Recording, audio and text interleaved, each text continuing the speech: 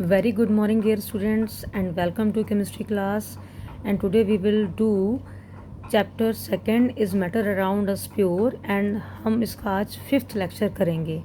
And सबसे पहले इस लेक्चर में हम देखेंगे कि व्हाट इज़ सॉल्युबिलिटी क्या होता है।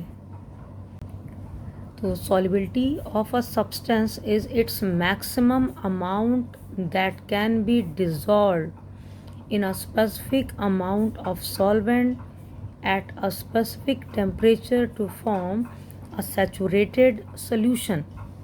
Saturated solution means solubility क्या है कि कोई भी सब्सटेंस, कोई भी सॉल्यूट जब किसी लिक्विड में मैक्सिमम अमाउंट तक डिज़ोल्व होता है, ठीक है, और वो भी जो सॉल्वेंट होगा वो भी स्पेसिफिक अमाउंट होगा। लाइक अगर हमने 2 स्पून शुगर का 1 ग्लास ऑफ वाटर में डिज़ोल्व किया रूम टेम्परेचर पे, तो वो आसानी से डिज़ोल्व हो जाएगा। अभी हम 2 स्पून की जगह 5 स्पून उसी वाटर में, सेम वाटर में डाल दें तो क्या होगा, उस जो चीनी, जो शुगर पानी में इजीली डिज़ोल्व हो रही थी, वो थोड़ा सा उसका डिसोल्यूशन पावर कुछ कम हो जाएगा, ठीक है। स्टिल अगर हम 1-2 स्पून और डाल दें तब उस शुगर का वाटर में डिज़ोल्व होना बंद हो जाएगा। मीन्स यू कैन से कि जो सोल्यूशन बना है शुगर और वाटर का, वो सैचुरेटेड सोल्यूशन हो गया।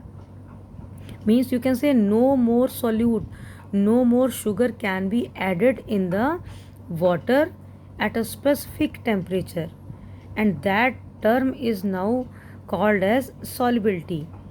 अगर हम सिंपल लैंग्वेज में कहें तो मैक्सिमम जितना अमाउंट सॉल्यूट का डिज़ोल्व हो सकता है किसी भी लिक्विड में, वही उसकी सॉल्युबिलिटी होती है।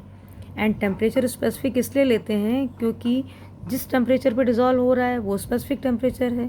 लेकिन अगर हमने टेम्परेचर इंक्रीज़ करना स्टार्ट किया तो फिर सॉल्यूशन जो डिज़ोल्व हो रहा है, जो सॉल्वेंट में डिज़ोल्व हो रहा है, वो तेज़ी से डिज़ोल्व होना फिर से शुरू हो जाएगा, ठीक है, क्योंकि टेम्परेचर बढ़ते ही पार्टिकल्स तेज़ी से घुलना शुरू हो जाते हैं, तो सॉल्युबिलिटी भी बढ़ जाती है, ठीक है, डिसोल्यूशन पावर भी बढ़ जाती है। इसलिए स्पेसिफिक टेम्परेचर पे ही सॉल्यूट मैक्सिमम अमाउंट तक जितना डिज़ोल्व हो सकता है, उस टर्म को हम सॉल्युबिलिटी कहते हैं। अब बच्चों, आप लोगों को सॉल्यूशन के बारे में पता लग गया, लाइक शुगर सॉल्यूशन। अब हम बात करेंगे सस्पेंशन एंड कोलाइडल सॉल्यूशन, कि सस्पेंशन क्या होता है और कोलाइडल सॉल्यूशन क्या होता है। तो उसके लिए हमें पहले तीनों का डिफरेंस क्लियर होना चाहिए कि सॉल्यूशन में पार्टिकल्स कैसे होते हैं, सस्पेंशन में पार्टिकल्स कैसे होते हैं, और कोलाइडल सॉल्यूशन में पार्टिकल कैसे होते हैं। इसे हम एक एग्जांपल से क्लियरली समझ सकते हैं। तो true solution, colloidal solution and suspension, इनको हम डिफ्रेंशिएट कर लेते हैं।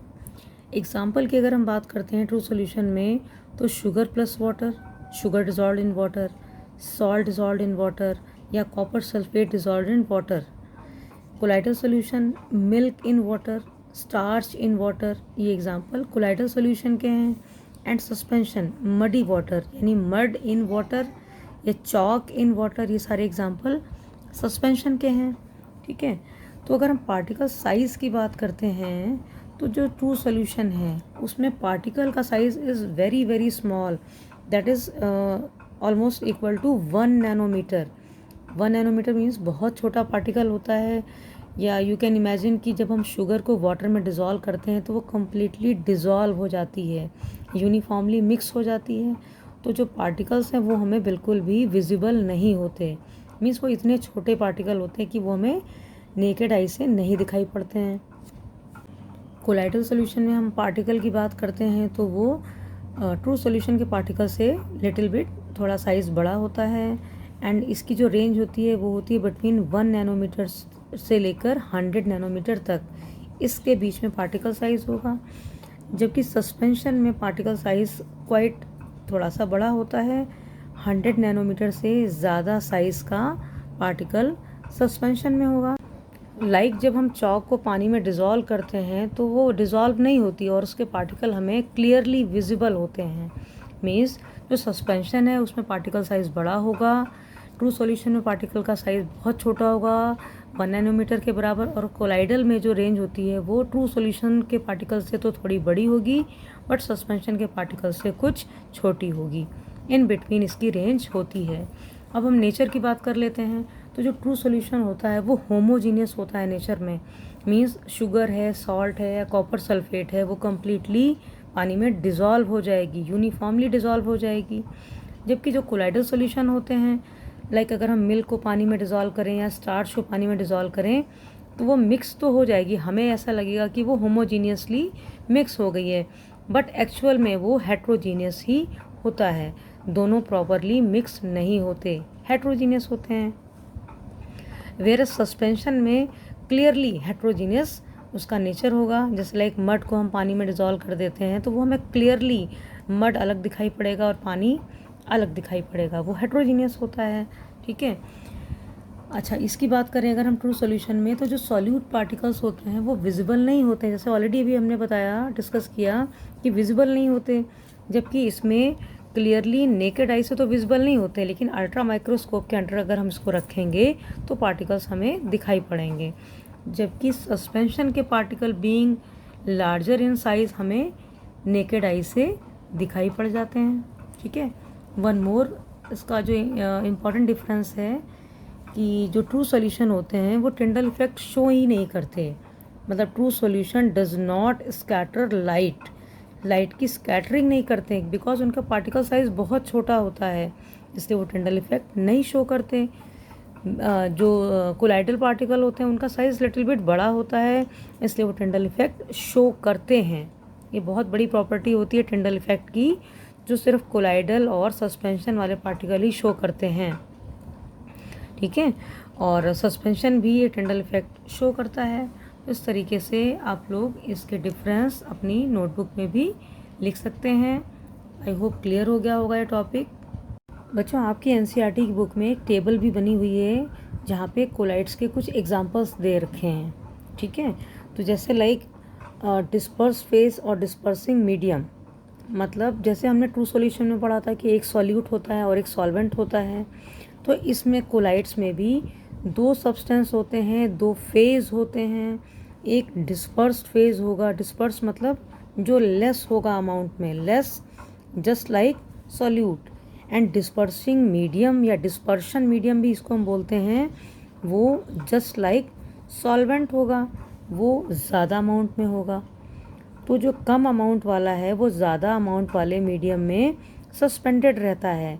ठीक है, तो जैसे लिक्विड है वो गैस में सस्पेंडेड है, तो इस तरीके के एग्जाम्पल को हम एरोसोल बोलते हैं, एरोसोल। ठीक है, और जो इनके एग्जाम्पल हैं वो हैं फॉग, क्लाउड, मिस्ट, ये सारे एग्जाम्पल कोलाइड्स के ही हैं। फॉग में क्या है, लिक्विड गैस में डिज़ोल्व होगा, सस्पेंडेड होगा। जैसे जो फॉग है उसमें वाटर वेपर्स, छोटे छोटे वाटर की ड्रॉपलेट्स होती हैं, वो एयर में सस्पेंडेड रहती हैं। या क्लाउड है, ये मिस्ट है, ये सारे कोलाइड्स के एग्जांपल हैं। या फिर सॉलिड इन गैस, ये भी एग्जांपल एरोसोल टाइप का ही है। सॉलिड इन गैस अभी ऑलरेडी मैंने उसमें भी बताया था, जैसे डस्ट होता है एयर में मिक्स होता है, ऐसे स्मोक भी क्या होता है, जो डस्ट पार्टिकल होते हैं, जो सॉलिड सब्सटेंसेस होते हैं वो एयर में सस्पेंडेड रहते हैं। ठीक है, gas in liquid, foam example है, और शेविंग क्रीम। अब शेविंग क्रीम आपने देखा है उसमें कैसे फोम सा बन जाता है, तो वहाँ पे वो गैस होती है जो लिक्विड में सस्पेंडेड रहती है। Liquid in liquid type is emulsion. Milk में क्या होता है, लिक्विड ही होता है कम अमाउंट में भी, और लिक्विड ही ज़्यादा अमाउंट में होता है। जो फैट्स वगैरह होते हैं वो भी लिक्विड स्टेट में ही होते हैं। ठीक है, तो ये इमल्शन का एग्जांपल हो गया। सॉलिड इन लिक्विड, मड है, कीचड़ है, जो होता है सॉलिड का कंटेंट है और मैक्सिमम क्वांटिटी लिक्विड की होती है। Gas in solid, foam, rubber, sponge. ठीक है, रबर स्पंज आप लोग ने देखा हुआ है, रबर देखा हुआ है, तो उसमें क्या होता है, जो गैसेस, जो सॉलिड है उसमें गैस सस्पेंडेड रहती है, छोटे छोटे होल्स होते हैं, पोर्स होते हैं, उसमें एयर सस्पेंडेड रहती है। लिक्विड इन सॉलिड, जेल है उसका टाइप, और एग्जांपल हैं जेली, चीज़, बटर, सभी ने देख रखा है, जेली खाई भी है, चीज़ है। इसमें क्या होता है कि लिक्विड की क्वांटिटी थोड़ी सी होती है, डिस्पर्स फेज कम होता है और सॉलिड ज़्यादा होता है। चीज़ है, बटर है, इसमें लिक्विड कम होगा और सॉलिड ज़्यादा होगा। ऐसे solid in solid, coloured gemstone, glass है, ये क्या है एग्जाम्पल, ये भी कोलाइड्स होते हैं, बट सॉलिड ही कम होगा और सॉलिड ही ज़्यादा अमाउंट होगा और जो टाइप होगा वो सॉलिड सॉल होगा। तो इस टेबल में आप एग्जाम्पल्स भी इसके लर्न कर सकते हैं विथ टाइप्स एंड मीडियम और फेस। तो ये एग्ज़ाम में 1 मार्क में या 2 मार्क्स में इम्पॉर्टेंट है, ठीक है।